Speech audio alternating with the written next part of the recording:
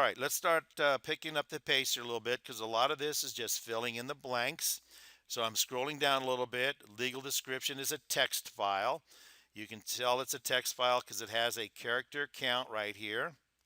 As you start typing in, I'm just going to scribble here a little bit, but as you type in whatever it is you're wanting to type in there, including spaces, counts as a character, and it gives you a character count list. So as you type in characters and spaces, it gives you that countdown of how many characters left. Let's kind of clear that out of that box, all that gibberish there. And while we're also here, I'm going to type in and make it caps just so it's easier to see. I'm going to put in a purposely misspelled word here. All right, so there we go. So misspelled word, but you can go ahead and type in all of the stuff you need to type in. And over here to the right with the checkbox is a spell check.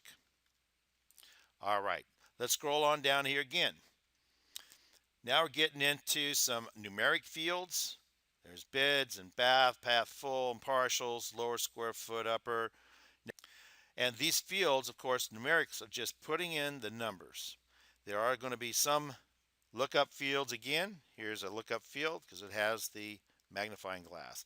Over here to the far right, you can also see, you can hold your cursor on the question marks on a lot of these different fields, and it will give you a tool tip, a little tip about what you're going to need to do for that particular field.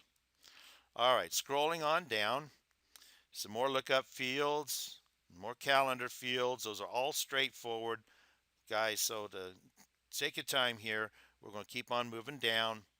I'm not going to get into all of these details of what these fields mean. I want you to just know how these fields work. A lot of this will be information if you don't know about, allow AVM, allow blogging, please contact your broker. Moving on down, there's Realtor Remarks, there's regular remarks. Again, there's a character count. There's syndication remarks. Scrolling on down, we have now room. Number one, what type of room? It's kind of a lookup field drop-down menu also. Levels and the mentions right on down through all the different rooms. So let's move on through those. It's just fill in the blanks. Now we're down into the seller agent information. As we move on down through those, it's all same information that you had before. Fill in the blanks. And now we're just going to come on down to features. Now, features, there's 3 different ways really to put in features. Now remember, you're going to have an input form that, by the way, you'll be able to find in your MLS documents. Click on MLS documents and you'll have a folder that says input forms along with other things. This is the same as your form library that you had before in your old listed system. All right, back to our features. So 3 ways to put in features. We have one field here that says all features. And so that means I can come into this field and start typing whatever features I have in my input form. If I come over here to the far right, I can click on the magnifying glass, and then we see all of the categories with the features per category. There's cooling as we move on down. There's dining. I can collapse all of these and go to just the ones that I need. Open them up on the fly. Master bedroom. I can choose whatever I need here, of course, with a little checkbox. Let's go ahead and expand all of those categories back out. And I'm going to kind of quickly just scroll down. So one way that I know a lot of agents using Paragon put in their features is they're looking at them right on their input form, and they come here and they just go right through the list. I'm just going to select a few of these. They'll go down to the next list.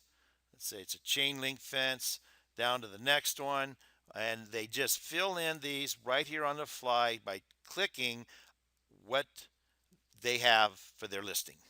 So let's say it's a 1 fireplace